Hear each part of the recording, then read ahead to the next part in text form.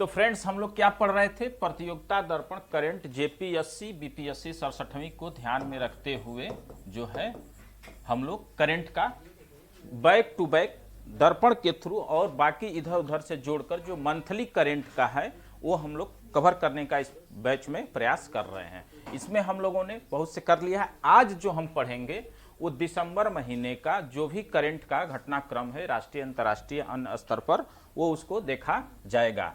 ठीक है। और ये हमको अभी जो हाल फिलहाल में 2 मई को एग्जाम है किसका?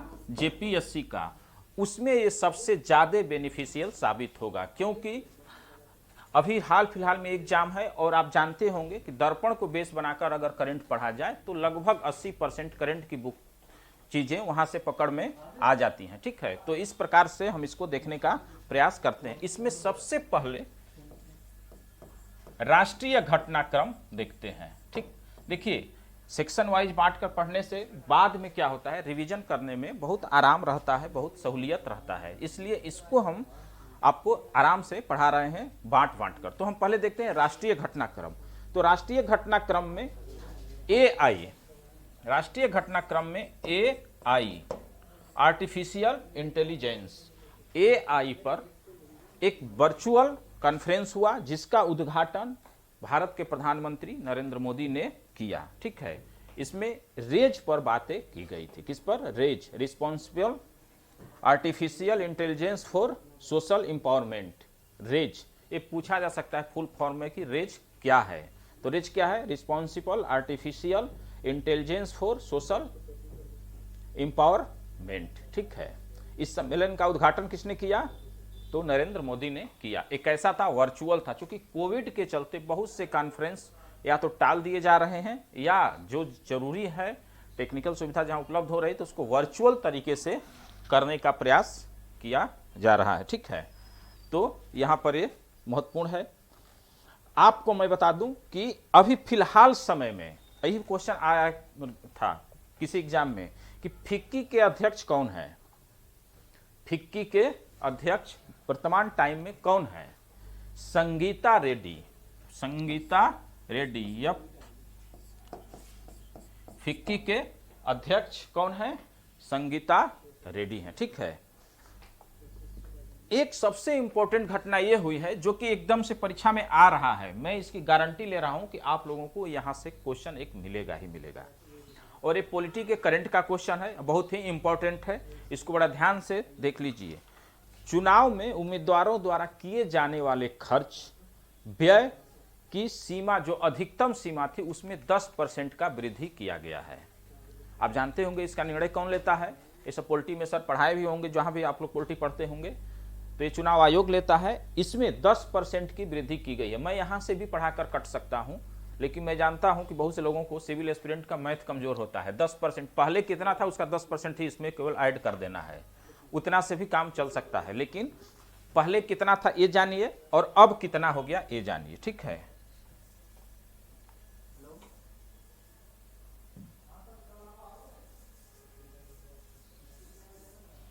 पहले कितना था, अब हम एक यहां पर बनाते हैं चुनाव खर्च। बहुत ही साइंटिफिकली मैं आपको दे रहा हूं।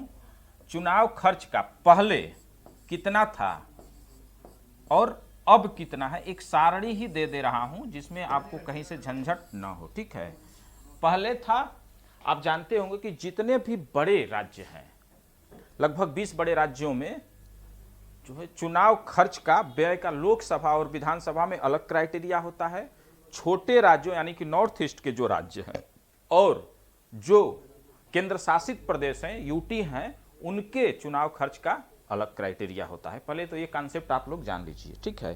तो लोकसभा में बड़े राज्यों के लिए पहले कितना था?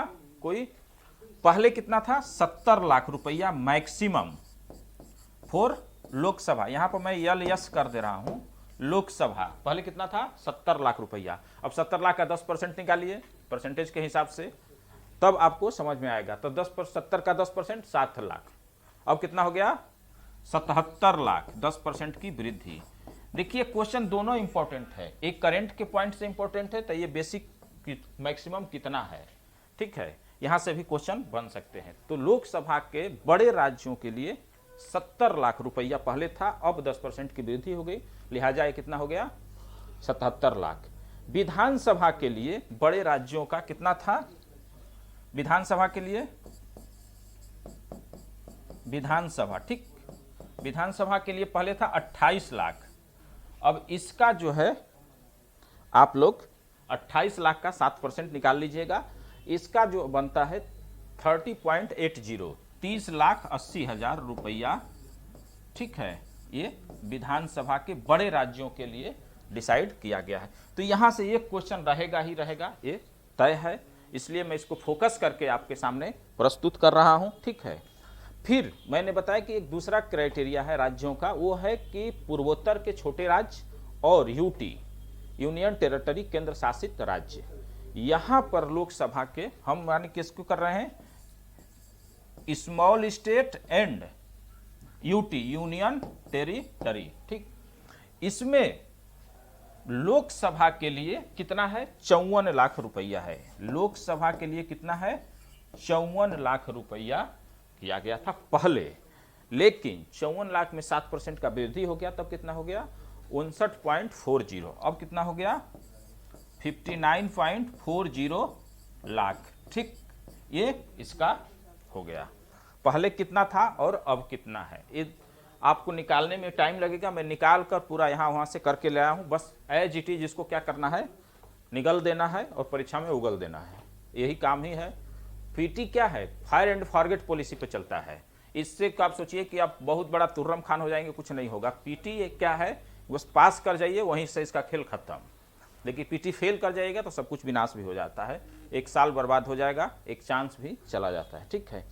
विधानसभा में पहले कितना था 20 लाख रुपया, विधानसभा में छोटे राज्यों में कितना है 20 लाख, ठीक है, 20 लाख रुपया, अब इसका 10% बढ़ गया तो कितना हो गया 22 लाख रुपया हो गया है। ध्यान रहे, फिर से मैं एक बार रिवीजन कर दे रहा हूं, बड़े राज्यों में लोकसभा के अधिकतम व्यय के लिए पहले 70 लाख रुपया था, अब बढ़कर हो गया 77 लाख, अब 10% भूल जाइए, ठीक। विधानसभा में पहले था 28 लाख, अब बढ़कर हो गया 30.80, माने 30,80,000 रुपया हो गया। छोटे राज्यों नॉर्थ ईस्ट और यूनियन टेरिटरी में पहले था लोकसभा के लिए 54 लाख, अब कितना हो गया 59.40, ठीक, और 20 लाख था विधानसभा में, अब कितना हो गया 22 लाख हो गया। एग्जैक्ट एकदम से करेक्ट है ये, और इसको अच्छा से तैयार कर लीजिएगा, ठीक। अब ये हो गया आंकड़ा पॉलिटी के करंट का, जो उस महीना में घटनाक्रम हुआ था। अब नेक्स्ट हम देखते हैं कि राष्ट्रीय स्तर पर क्या हुआ था। अब मैं इसको डिलीट कर दे रहा हूं और अगला लिखता हूं, ठीक है। अब देखता हूं कि देखिए K-15 मिसाइल का जमीनी संस्करण शौर्य के नाम से परीक्षण किया गया है। किसका, K-15 मिसाइल का जमीनी संस्करण किसके नाम से, शौर्य के नाम से परीक्षण किया गया है। और आप जानते भी होंगे, साइंस टेक में पढ़े भी होंगे कि K-15 जो है वो बैलिस्टिक मिसाइल है, इसका रेंज कितना है 700 से लेके 1000 किलोमीटर। K-15 का रेंज क्या है, जो शौर्य के नाम से किया गया है जमीनी संस्करण, 700 किलोमीटर से लेके 1000 किलोमीटर तक इसका रेंज है, माने इसके बीच में अगर कोई आएगा तो उसको मार गिराएगा, इससे आगे नहीं, ठीक है। दरअसल देखिए इस समय बहुत हाल फिलहाल में साइंस टेक पर, खास करके ऑर्डिनेंस पे बड़ा खर्च किया जा रहा है, बड़ा रिसर्च और डेवलपमेंट का कार्य किया जा रहा है। क्योंकि जब से चाइना हरकत में आ गया है, भारत का कान खड़ा हो गया है और भारत भी अपने सामरिक शक्ति को बढ़ाने के क्रम में बहुत तेजी से आगे बढ़ रहा है, ठीक है। फिर एक टारपीडो का एक मिसाइल का परीक्षण किया गया है जिसका नाम है smart, SMART, supersonic missile assistant religion of torpedo, ठीक है। स्मार्ट, ये पूछा जा सकता है कि क्या है स्मार्ट, क्या है, तो ये क्या है टारपीडो मिसाइल है। इसका पूरा नाम क्या है, supersonic missile assistant release of torpedo, SMART, ठीक है, स्मार्ट। इसका आप जानते हैं कि हर मिसाइल का परीक्षण कहां से किया जाता है, उड़ीसा स्थित व्हीलर द्वीप से किया जाता है। ये भी अपने आप में एक क्वेश्चन है, ध्यान रहे कि कई बार पूछा गया है कि व्हीलर द्वीप किस प्रांत में है, धरती पर है कि चांद पर है, कहाँ है, ये भी पूछा गया क्वेश्चन है, ठीक है। सबसे बड़ी बात यह है कि यह किस पर, युद्ध पोतों पर तैनात होगा और पनडुब्बी को नष्ट करने की यह क्षमता रखता है। चूंकि यह टारपीडो मिसाइल है तो ये स्वाभाविक है कि यह क्या होगा, पनडुब्बी को मार गिराएगा, ठीक है। आप जानते होंगे, मैं कितने बार क्लास में पढ़ा चुका हूं, सर भी आपके मिसलेनियस वाले भी पढ़ाए होंगे कि डीआरडीओ के हेड कौन है। डीआरडीओ के हेड कौन है? इन्होंने, डीआरडीओ के जो चेयरमैन हैं सतीश रेड्डी जी, डीआरडीओ के चेयरमैन कौन है? सतीश रेड्डी, ठीक है। सतीश रेड्डी ने कहा है कि जो ये स्मार्ट मिसाइल है वो भारत के हिसाब से गेम चेंजर साबित होगी। भारत की नौसेना के पावर के पॉइंट ऑफ व्यू से इन्होंने बताया था कि ये क्या होगी, गेम चेंजर साबित होगी, ठीक है। इससे इसका इंपॉर्टेंस झलकता है, दिखाई देता है कि ये कैसा है, ठीक। एक नेक्स्ट है रुद्रम। रुद्रम, रुद्रम क्या है? एक एंटी रेडिएशन मिसाइल है। क्या है ये? एंटी रेडिएशन, RAM है, एंटी रेडिएशन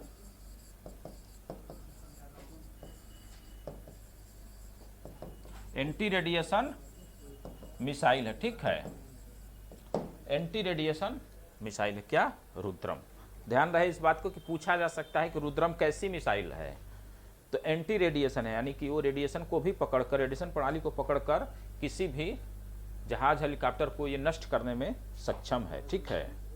और सबसे बड़ी इसकी खासियत यह है, बड़ी ध्यान देने की बात है कि अगर आप अपने रडार को बंद कर देते हैं, ठीक, अगर आप रडार को बंद कर दे रहे हैं तो भी ये पकड़ लेगा, क्योंकि ये एंटी रेडिएशन है, रेडिएशन से भी ये पकड़ सकता है। तो अगर शत्रु का रडार प्रणाली बंद हो जाए तो भी रुद्रम उसे निशाना बना सकती है, ठीक है। इसका रेंज बहुत छोटा है, 100 से 150 किलोमीटर है, पर्याप्त है पाकिस्तान के लिए। कितना है? 100 से 150 किलोमीटर का ये है, ठीक। तो ये था बहुत इंपॉर्टेंट घटनाक्रम जो कि आप लोगों को यहां से सवाल पूछे जा सकते हैं, ठीक है। इसके बाद राष्ट्रीय घटनाक्रम में एक इंपॉर्टेंट बात यह हुई थी कि डीआरडीओ ने सुपरसोनिक क्रूज मिसाइल ब्रह्मोस का नौसैनिक संस्करण भी परीक्षण कर लिया है और ये सफल हो गया है। डीआरडीओ ने सुपरसोनिक क्रूज मिसाइल ब्रह्मोस का नाम आप सुने होंगे।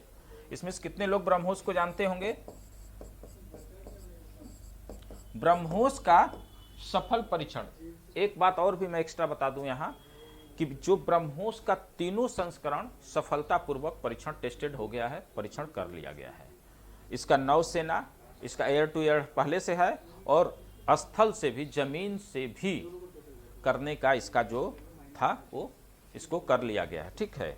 तो इस प्रकार से ये तीनों संस्करण, इसका ये सवाल पूछा जा सकता है कि इसका कितने संस्करण का टेस्ट किया गया है, ठीक है। तो ये कर लिया गया है। फिर एक है नाग। नाग क्या है? कोबरा है या नॉन कोबरा है? कोबरा बटालियन का है या किसी और का है, ठीक है। तो एंटी टैंक गाइडेड मिसाइल नाग है। नाग कैसी है? एंटी टैंक है। इसका नेचर क्या है? एंटी टैंक गाइडेड मिसाइल है, ठीक। ये भी आपसे पूछा जा सकता है। भारतीय नौसेना में INS करवत्ती को शामिल कर लिया गया है। किसको?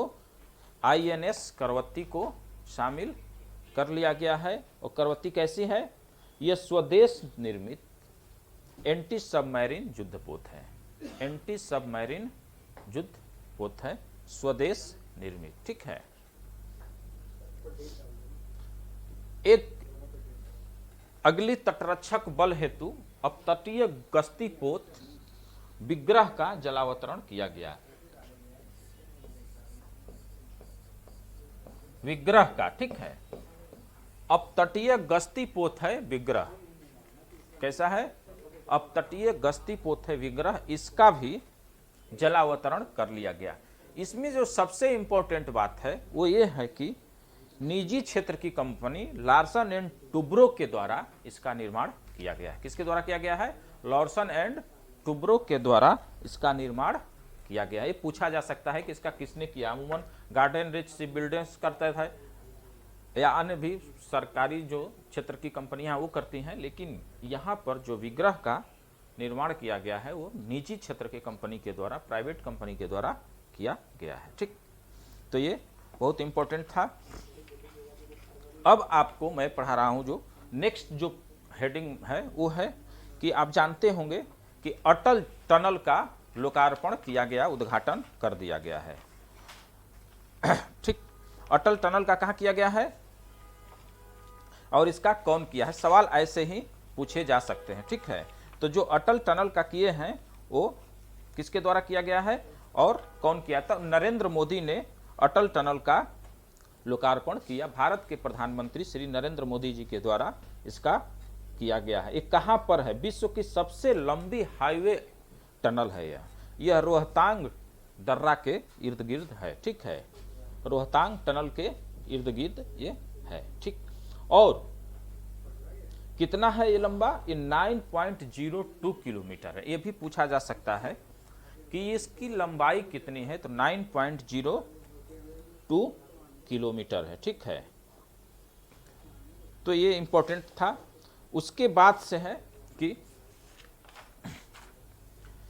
PSLV C49 के जरिए, PSLV C49 के जरिए अर्थ ऑब्जर्वेशन सैटेलाइट EOS-01, किसका? EOS-01 का सफल परीक्षण किया गया। ठीक, किसके द्वारा? PSLV C49 के जरिए। इसके साथ ही लिथुआनिया का 1, लग्जमबर्ग के 4 और अमेरिका के 4, यानी 3 विदेशी उपग्रहों को भी लॉन्च किया गया। इसे पूछा जा सकता है कि PSLV C49 के द्वारा जो EOS-01 लॉन्च किया गया, इसके साथ कितने अन्य देशों का भी किया गया था? तो 3 है। ये भी आपको, लिथुआनिया है, लग्जमबर्ग है और अमेरिका, 3 अन्य कंट्री का भी उपग्रह का यहाँ से प्रक्षेपण किया गया था। ठीक है, एक चीज और महत्वपूर्ण है वो ये है कि आप जानते होंगे कि इस महीना में राष्ट्रीय घटनाक्रम में एक महत्वपूर्ण घटनाक्रम हुआ था। वो ये था कि भारत में सी प्लेन का शुरुआत किया गया है। ये कहां से कहां के बीच किया गया है, ये इंपॉर्टेंट है। तो अहमदाबाद के साबरमती के रिवर फ्रंट से, कहां से? साबरमती के रिवर फ्रंट से स्टैचू ऑफ यूनिटी तक देश की पहली सी प्लेन सेवा की शुरुआत की गई है। देश की पहली सी प्लेन सेवा की शुरुआत की गई है। कहां से कहां तक? साबरमती के रिवर फ्रंट से स्टैचू ऑफ यूनिटी, ठीक, स्टैचू ऑफ यूनिटी तक, और यह देश की पहली सी प्लेन सेवा है। इंपॉर्टेंट बात यह है कि कब शुरू किया गया? 31 अक्टूबर 2020 से, जो पटेल जी का जन्म दिवस है। क्या है? पटेल जी का बर्थडे है। और पटेल जी के बर्थडे को किस रूप में मनाया जा रहा है? राष्ट्रीय एकता दिवस के रूप में पटेल जी के बर्थडे को मनाया जा रहा है। तो आपसे यह भी सवाल मिसलेनियस में पूछा जा सकता है कि कौन से दिन को राष्ट्रीय एकता दिवस मनाया जाता है? 31 अक्टूबर, जो पटेल जी का जन्म वर्ष है। ठीक है, जन्म दिवस है। एक इंपॉर्टेंट बात यह है कि सी प्लेन का संचालन किस जहाज के द्वारा किया जा रहा है? सी प्लेन का संचालन किस जहाज के द्वारा किया जा रहा है? स्पाइस जेट के द्वारा इसका संचालन किया जा रहा है। ठीक है, ध्यान रखना है इस बात का कि स्पाइस जेट के द्वारा इसका संचालन किया जा रहा है। इतना इंपॉर्टेंट राष्ट्रीय घटनाक्रम है, इसको आपको अच्छा तरीके से देख लेना होगा। अब हम चलते हैं अंतर्राष्ट्रीय घटनाक्रम की तरफ। ठीक है, अंतर्राष्ट्रीय घटनाक्रम की तरफ चलते हैं और देखते हैं कि क्या इंपॉर्टेंट बात हुई है। तो अंतर्राष्ट्रीय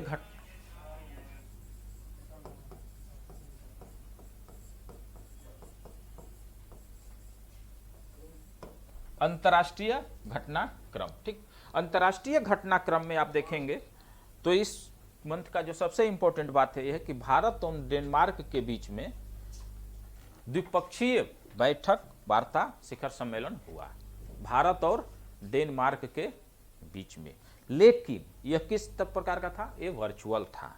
ठीक, ये वर्चुअल टाइप में था। इसमें भारत की ओर से वहां भारत के प्रधानमंत्री नरेंद्र मोदी और वहां के प्रधानमंत्री, डेनमार्क के प्रधानमंत्री सुश्री मेडे फ्रेडरिक्स के द्वारा दोनों के तरफ से संबोधित किया गया। किसके द्वारा? फ्रेडरिक्सन के द्वारा किया गया। ठीक है, तो ये भी आ सकता है कि डेनमार्क के प्रधानमंत्री का नाम क्या है? तो सुश्री मेटे फ्रेडरिक्सन है। ठीक है, क्या नाम है?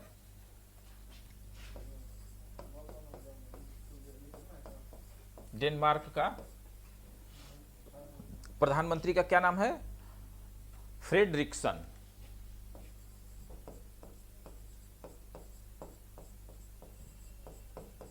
फ्रेडरिक्सन। ठीक है, तो ये भी पूछा जा सकता है। इसमें जो सबसे इंपॉर्टेंट बात हुआ है कि उदयपुर व Aarhus, Udaipur city to city का हुआ है। उदयपुर व आरहस तथा तुमकुरु व आलबोर्ग के बीच मौजूदा सिटी टू सिटी सहयोग की बात की गई है।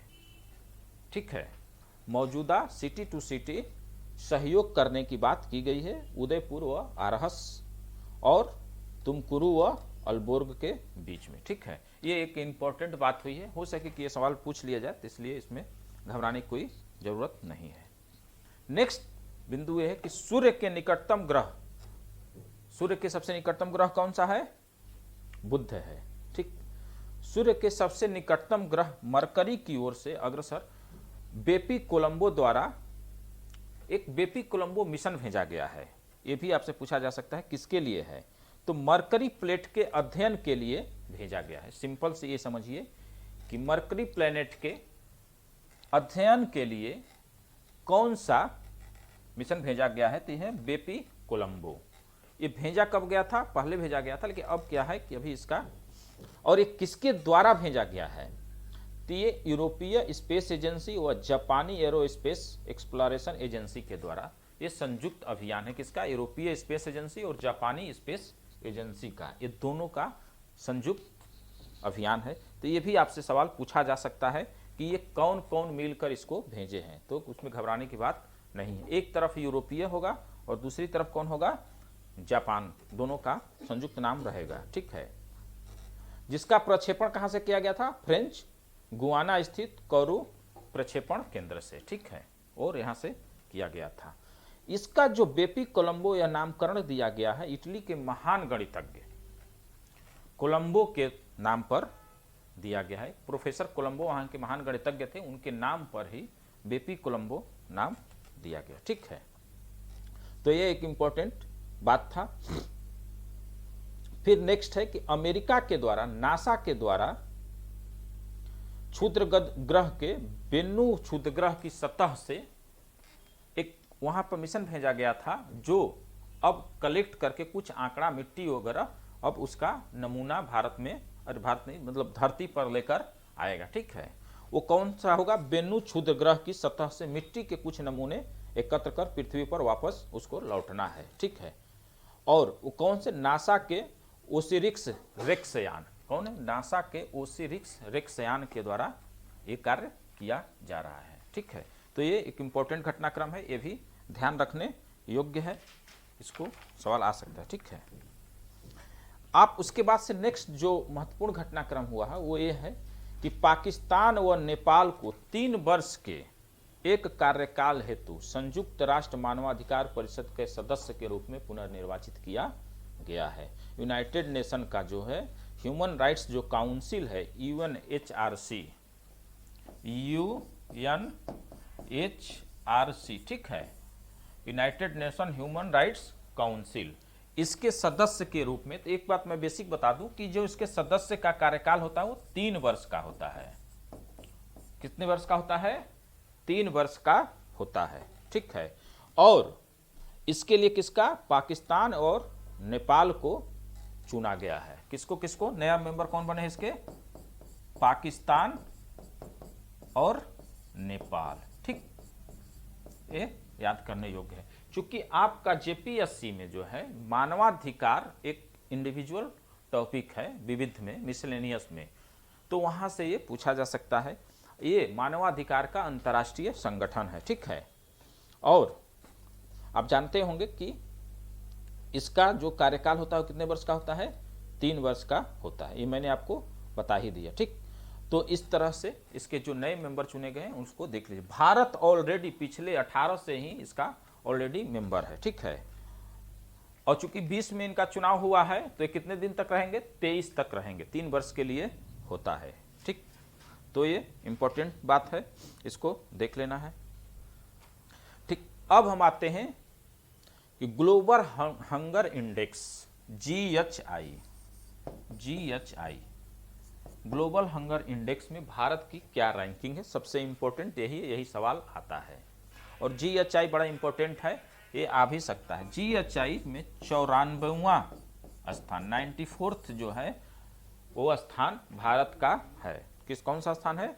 94वां भारत का स्थान है। ठीक है, ग्लोबल हंगर इंडेक्स में, इस बात को ध्यान रखना है। ठीक, अब नेक्स्ट क्वेश्चन है, जो नेक्स्ट बिंदु है वो ये है कि सेशेल्स के नए राष्ट्रपति का चुनाव हुआ है। कौन चुने गए हैं? सेशेल्स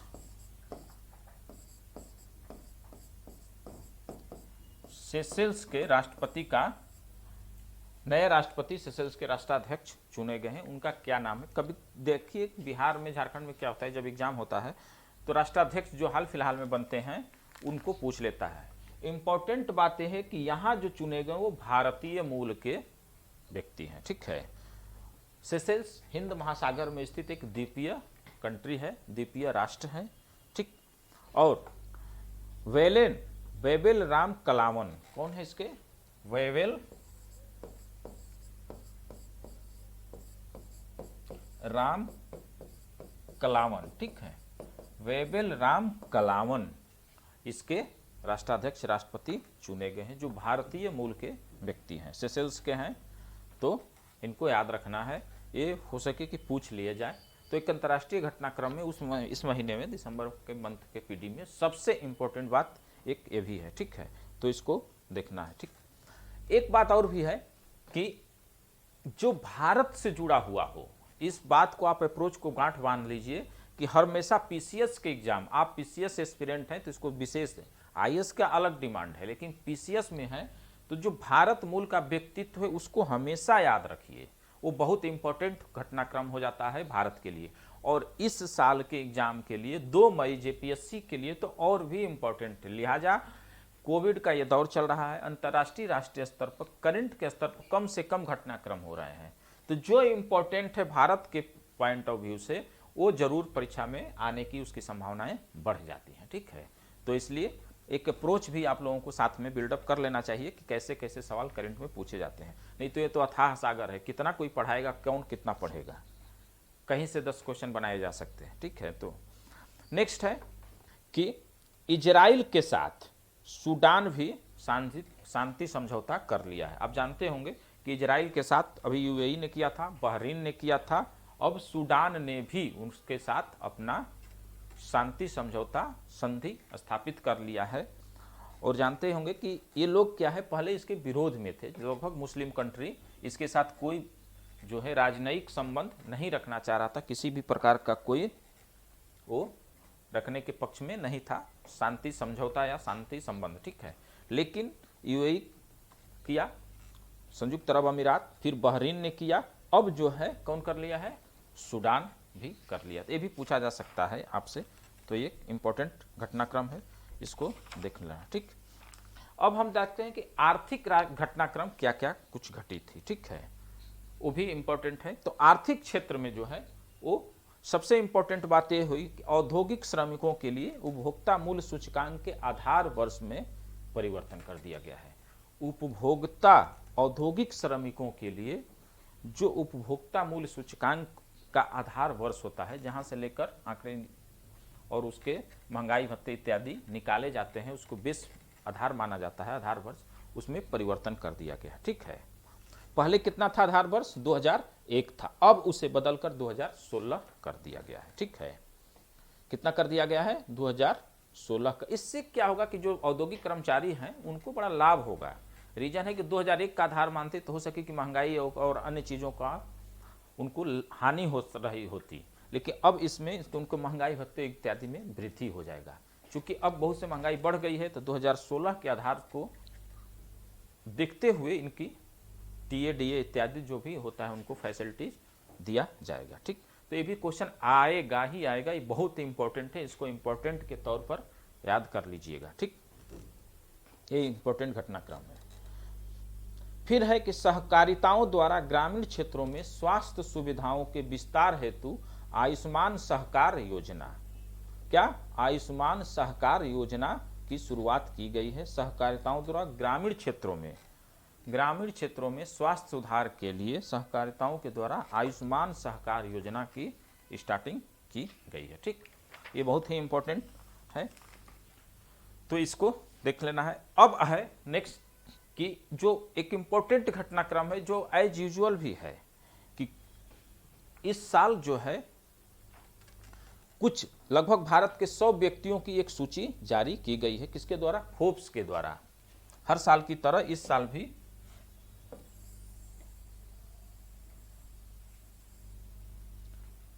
फोर्ब्स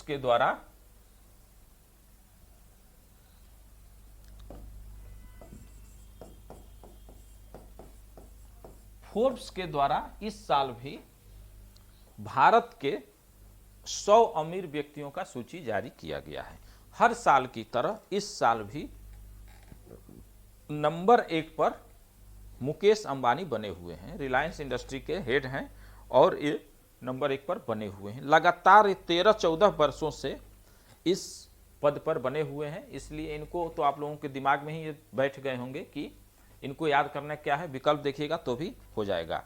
पिछले कई साल से 2-3 साल से अडानी साहब भी बने हुए हैं दूसरे नंबर पर, और तीसरे नंबर पर शिव नादार बने हुए हैं जो एचसीएल टेक्नोलॉजी के हेड हैं। ठीक है, तो ये 3 लोग इंपॉर्टेंट हैं जिनका की जिक्र करना जरूरी था। तो पहले नंबर पर मुकेश अंबानी, दूसरे पर गौतम अडानी और तीसरे पर शिव नादार हैं। ठीक है, ये किसके? फोर्ब्स के सूची के अनुसार। ठीक, तो ये इंपॉर्टेंट घटना था। अब जो है हम कुछ नवीनतम सामान्य ज्ञान की तरफ आगे बढ़ते हैं। जो नेक्स्ट हम टॉपिक पढ़ेंगे वो ये होगा कि कुछ नियुक्तियां, कुछ पुरस्कार इत्यादि जो इस मंथ का इंपॉर्टेंट है, जो परीक्षा में भी आने का जिसका चांस बढ़ जाता है, परीक्षा पॉइंट ऑफ व्यू से इंपॉर्टेंट है, हम उसको देखते हैं। ठीक है, तो एक सबसे इंपॉर्टेंट बात यह है कि इसमें कुछ नियुक्तियां की गई हैं। जैसे यूनेस्को का मुख्यालय पहले तो आप लोगों को कहाँ है जानना चाहिए। ये भी क्या है? यूनेस्को की जो विविध है, जिसमें यूएनओ और उसके एजेंसियां पढ़ना है, उसमें यूनेस्को बहुत इंपॉर्टेंट है। तो यूनेस्को का मुख्यालय कहाँ है? सबसे पहली बात तो ये है, तो इसका मुख्यालय कहाँ है? पेरिस में है। कहाँ? इसका मुख्यालय पेरिस में है। ठीक है, इसका मुख्यालय पेरिस है। ठीक, और इसके अस्थायी प्रतिनिधि के तौर पर विशाल शर्मा को यूनेस्को में भारत के अस्थायी प्रतिनिधि के तौर पर नियुक्ति की गई है। ठीक, तो ये सवाल आएगा। तो चूंकि ये जरूरी नहीं है कि जो अंतर्राष्ट्रीय संबंध, अंतर्राष्ट्रीय संगठन और उसके एजेंसियां हैं तो वो उसके मुख्यालय ही पूछे। अगर उसमें कुछ नई नियुक्ति हुई हो तो भी उसका पार्ट है, वो करंट का मुद्दा है और उस सब्जेक्ट से रिलेटेड भी है, यहाँ से भी क्वेश्चन पूछे जाएंगे। ठीक, तो विशाल वी शर्मा को यूनेस्को में भारत के स्थायी प्रतिनिधि के तौर पर नियुक्त किया गया है। ठीक, फिर है एम राजेश्वर राव, भारतीय बैंक में चौथे डिप्टी गवर्नर के तौर पर नियुक्त किए गए हैं। एम राजेश्वर राव। ठीक, ये पूछ लिया जाता है, कई बार परीक्षा में पूछा गया, चूंकि आरबीआई के ये गवर्नर हैं, इसलिए डिप्टी गवर्नर हैं, इसलिए इनका इंपॉर्टेंट घटना हो जाता है। ठीक, वैसे अन्य भी लोग हैं, जैसे कानूनगो हैं, महेश कुमार हैं और एमडी पात्रा हैं। 3 ऑलरेडी पहले से थे, चौथे जो हैं एम राजेश्वर राय को किया गया। ठीक, फिर आईमा, ऑल इंडिया मैनेजमेंट एसोसिएशन, आईमा के अध्यक्ष के तौर पर हर्षपति सिंघानिया को नियुक्त किया गया है। आईमा के अध्यक्ष, ऑल इंडिया मेडिकल एसोसिएशन, ठीक, इसके अध्यक्ष के तौर पर हर्षपति सिंघानिया को नियुक्त किया गया है। ठीक, ये इतने इंपॉर्टेंट नियुक्तियां हैं जो आपके परीक्षा में आने के चांस बढ़ जा रहे हैं। ठीक है, इसको देख लेना है। अब है कुछ पुरस्कार। ये थी नियुक्तियां। नियुक्तियां के बाद हम आते हैं पुरस्कार में, जो इस मंथ में इंपॉर्टेंट पुरस्कार दिए गए हैं। उसमें जो सब, देखिए पुरस्कार में कभी कभी व्यक्ति महत्वपूर्ण हो जाता है, तो इसलिए उस पुरस्कार की भी वैल्यू बढ़ जाती है। ये बहुत इंपॉर्टेंट है। जिससे रतन टाटा को Indo American chambers of commerce का लाइफ टाइम अचीवमेंट अवार्ड दिया गया है। रतन टाटा को Indo American chambers of commerce का लाइफ टाइम अचीवमेंट अवार्ड दिया गया है। ठीक, किसको? रतन टाटा को। तो ये महत्वपूर्ण पुरस्कार है क्योंकि रतन टाटा को दिया गया है, इसलिए ये पूछा जा सकता है। क्योंकि रतन टाटा झारखंड के ही व्यक्तित्व हैं। टाटा जो है झारखंडी ही हैं, इसलिए झारखंड के व्यक्तित्व में भी इनका महत्वपूर्ण स्थान है। तो ये सवाल भी बन सकता है। ठीक है, महाराष्ट्र का जो लता मंगेशकर पुरस्कार दिया जाता है वो इस साल किसको दिया गया है? तो उनकी ही छोटी बहन उषा मंगेशकर को दिया गया है लता मंगेशकर पुरस्कार, महाराष्ट्र गवर्नमेंट का। ठीक, ये इंपॉर्टेंट घटनाक्रम है। ठीक है, इस साल का सखारोव पुरस्कार किसे दिया गया है? 2020 का सखारोव पुरस्कार किसे दिया गया है? यूरोपीय सांसद को सखारोव पुरस्कार 2020 का प्रदान किया गया। किसको? यूरोपीय सांसद को। ठीक है, इसी घटनाक्रम में आप देखिएगा तो नोबेल पुरस्कार भी वितरित किया गया था। नोबेल भी आपसे पूछा जा सकता है क्योंकि इसके 2-3 पुरस्कार लगभग पूछ लिए जाते हैं। जब नोबेल में क्या हो गया है कि जब ज्वाइंटली 2-3 लोगों को दिया जाता है तो वो नहीं पूछता है अमूमन, क्योंकि 3 लोगों का है तो कितने का वो विकल्प में डालेगा, कितने विद्यार्थी याद करेगा, ये सब समस्या रहती है। लेकिन नोबेल का जो है कुछ इंडिविजुअल जो होता है, सोलो पुरस्कार जो होता है वो इंपॉर्टेंट हो जाता है, उसको देख लेता है। जैसे शांति का इस साल का नोबेल पुरस्कार 2020 का किसको दिया गया है? शांति का, किसका? शांति का नोबेल पुरस्कार 2020 का किसको दिया गया है? तो विश्व खाद्य कार्यक्रम, वर्ल्ड फूड प्रोग्राम, विश्व खाद्य कार्यक्रम को शांति का नोबेल पुरस्कार 2020 का दिया गया। यही परीक्षा में आ रहा है, इसको भी आई है, इसको अच्छा से पढ़ लेना है, इसको अच्छा से रट लेना है। ठीक, साहित्य का किसको दिया गया है? लुईस ग्लक को। साहित्य का लुईस ग्लक को दिया गया है। ये किस देश की हैं? अमेरिका की हैं। ठीक है, साहित्य के क्षेत्र में लुईस ग्लक को दिया गया है। और किस देश के हैं ये? अमेरिका के हैं। ये भी पूछा जाता है कि निम्नलिखित में से ये जो किस देश की हैं। ठीक है, तो लुईस ग्लक जो हैं किस देश के हैं? अमेरिका के। ठीक, फिर है कि मेडिकल के क्षेत्र में भी दिया जाता है। पहली बात, इसमें बहुत से सवाल बनते हैं। जो पुरस्कार आपको मिसलेनियस में जो सर पढ़ाए होंगे, चाहे अन्य भी तरीके, देखिए इसमें पहले कितना क्वेश्चन बन सकता है वो मैं बता रहा हूँ। थोड़ा सा क्लास लंबा हो जाएगा। जिसे कितने क्षेत्रों में? तो शांति, साहित्य, मेडिकल, केमिस्ट्री, फिजिक्स एंड अर्थशास्त्र, इकोनॉमी, यानी 6 क्षेत्रों में दिया जाता है। तो क्षेत्र पूछ लेगा तो आप वहां पर लगेंगे गिनने, तो पता चला कि एक तो एग्रीकल्चर जोड़ दिए, 7 हो गया। एक तो भूल गए शांति को, तो 5 हो गया। तो इसको अच्छा से इसको यहीं पर ध्यान से कर लीजिए। ठीक है, नोबेल शांति पुरस्कार की स्थापना कब हुई, अर्थशास्त्र कब हुआ, ये सब भी आपको अच्छा से तैयार कर लेना चाहिए। ठीक है, तो इसमें मेडिसिन में 3 लोगों को दिया गया है। इनके नाम है जो मैं एक बार बोल दे रहा हूं, हार्वे जे एल्टर, मिशेल ह्यूटन और चार्ल्स एम राइस। ठीक है, ये तीनों लोगों को दिया गया है।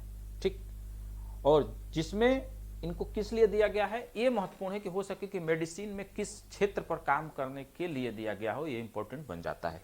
तो हेपेटाइटिस सी के वायरस की खोज करने के लिए, जो जॉन्डिस होता है हेपेटाइटिस बी सी, तो जो हेपेटाइटिस सी की वायरस है उसकी खोज करने के लिए इस साल का मेडिसिन का पुरस्कार, नोबेल पुरस्कार प्रदान किया गया है। ठीक है, फिर केमिस्ट्री का जो है वो 2 लोगों को दिया गया है, इमैनुअल सरापेतिये और जेनिफर ए डोडना, 2 लोगों को दिया गया। किसको किसको? सरापेंतिये और डोडना को दिया गया है। तो ये भी इंपॉर्टेंट है। भौतिकी का मुख्य रूप से 3 लोगों को दिया गया है। ठीक, कितने लोगों को? 3 लोगों को दिया गया है। अर्थशास्त्र का 2 लोगों को दिया गया है, मिलग्रोम और रॉबर्ट वी विल्सन, और ये दोनों लोग अमेरिका के हैं। कितने, कहां के हैं? दोनों लोग अमेरिका के हैं। और किस लिए ये काम किए हैं? तो ये दिया गया है for the improvement of auction theory and invention of the new auction format. ये नीलामी से संबंधित ऑक्शन फॉर्मेट के लिए और ऑक्शन थ्योरी पर काम किए थे, उसी के लिए दिया गया है। इकोनॉमी का क्या है कि पूछ लेता है, इकोनॉमिक्स का पूछ लेता है कि किस पे काम किए हैं, तो किस पे? ऑक्शन थ्योरी पे काम किए हैं, तो उसके लिए ये पुरस्कार दिया गया है। ठीक है, और ये किसको किसको दिया है? तो मिलग्रोम को दिया गया है और रॉबर्ट वी विल्सन को दिया गया है। ये दोनों लोग अमेरिकी अर्थशास्त्री हैं। ठीक, ये महत्वपूर्ण था ये, और यहीं से ये पूछा जाए। वैसे शांति का मुझे लगता है कि आपसे पूछा जा सकता है, जो कि एक इंपॉर्टेंट घटनाक्रम है। ठीक है, अब हम नेक्स्ट देखते हैं। आप जानते होंगे कि रामविलास पासवान का निधन हो गया। ये भी कुछ बुक हैं वो इंपॉर्टेंट है, बुक्स को हम देख लेते हैं। ये बहुत इंपॉर्टेंट है, जो कि मुझे लगता है इंपॉर्टेंट है, तो आप इसको अच्छे से पढ़ लीजिएगा। जैसे बैटल ऑफ द बिलोंगिंग, एक पुस्तक है the battle of belonging. The battle of belonging किसकी है? शशि थरूर की पुस्तक है, द बैटल ऑफ बिलोंगिंग। ठीक, जो नेक्स्ट बुक है वो है एस जयशंकर का। हो सके कि एस जयशंकर भारत के क्या है इस समय? विदेश मंत्री हैं, तो इनकी सत्ता में है और विद्वानों में इनका नाम है, और पूर्व IAS ऑफिसर भी रहे हैं, तो इनकी बुक का महत्व बढ़ जाता है। कुछ राइटर के भी ऊपर डिपेंड करता है कैसा, तो हो सके आ जाए। द इंडिया वे, क्या है? The India way strategy for an uncertain world, strategy for an uncertain world, the India way के नाम से ये पुस्तक लिखे हैं एस जयशंकर। ठीक, तो ये भी इंपॉर्टेंट है, इसको देखना है। देखिए, रस्किन बॉन्ड भी जब कोई भी पुस्तक लिखते हैं तो बड़ा इंपॉर्टेंट हो जाता है। How to be a writer, एक उनकी पुस्तक आई है नई नई, how to be a writer, और ये झारखंड से भी जुड़े रहे हैं, शायद उनका वहाँ पर आवास रहा है। ठीक है, तो ये रस्किन बॉन्ड से भी जुड़ा हुआ मामला है, तो इसलिए इंपॉर्टेंट पुस्तक हो जाती है। How to be a writer, इसको देख लीजिएगा। इसके राइटर कौन है? रस्किन बॉन्ड है। ठीक, तो ये 3 बुक हैं जो कि इंपॉर्टेंट हैं। कृषि के क्षेत्र में एक महत्वपूर्ण घटनाक्रम हुआ है, वो ये हुआ कि NHO 920 NHO 920 केवल 75 दिनों में तैयार होने वाली प्याज की एक नई किस्म है। एग्रीकल्चर फर्स्ट पेपर में भी है, तो वहां पे भी पूछा जा सकता है कि NHO क्या है, NHO 920 क्या है। NHO 920 जो है प्याज की एक किस्म है। ठीक है, टाइप ऑफ ओनियंस है। ठीक, अब हम कुछ अन्य मिसलेनियस घटनाक्रम है जिसको कि देखते हैं, अन्य महत्वपूर्ण है। जैसे एक क्वेश्चन आया भी है कि किसका इसमें से शताब्दी वर्ष मनाया गया है, तो राजमाता विजय राजे सिंधिया का जन्म शताब्दी मनाया गया है। ठीक है, इस 100 वर्ष की हो गई।